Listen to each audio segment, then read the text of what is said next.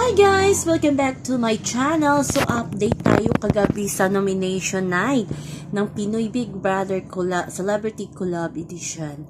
At hindi natin inaasahan na medyo nagkatampuhan ang mga housemate dahil sa harapang nominasyon. Pero i-clear natin, hindi talaga sinasadya ng mga housemate.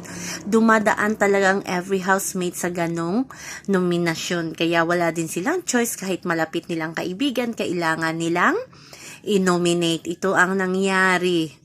Sumama ang loob, hindi maiwasan na sumama ang loob ni Bianca de Vera, lalo na kay Mika Salamanca, kasi hindi niya ine-expect nga ibubuto silang dalawa ni Dustin, ni Mika at ni Brent at 3 points pa. At ang reason ni Mika ay once lang ata na hindi daw sumali itong si Bianca at si Dustin sa grupo kasi parang may sariling world na silang dalawa. Ganon ata ang namimin ni Mika. Yun ay hindi talaga inaasahan ni Bianca na syempre malapit na malapit niyang kaibigan si Mika sa loob ng bahay ni Kuya. Yun ang kanyang sinabi kay Dustin after ng nominasyon sa poll area.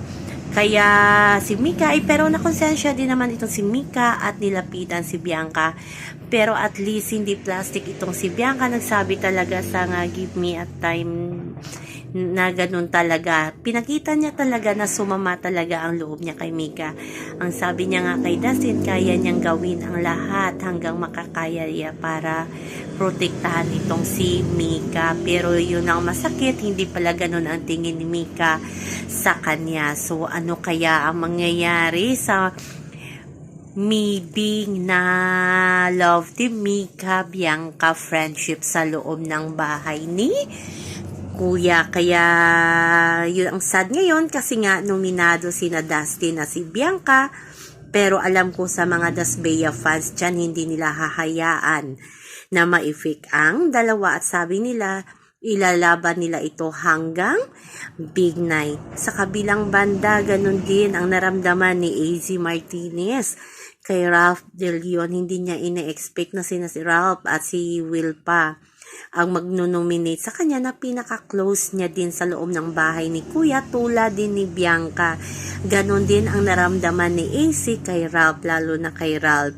Kaya nung ninominate si AZ at si River ni na Ralph at Will, hindi talaga maiwasan na parang maiiyak itong si AZ. Kaya ganon talaga ang live sa loob ng PBB. Pero siguro okay na sila ngayon. So yun lang po guys ang ating update sa ngayon, hanggang sa muli. Bye-bye. Also remember, wag po tayong magpaka-stress. Please like, share, and subscribe my channel para ma-update kayo sa mga bago kong upload. Bye-bye!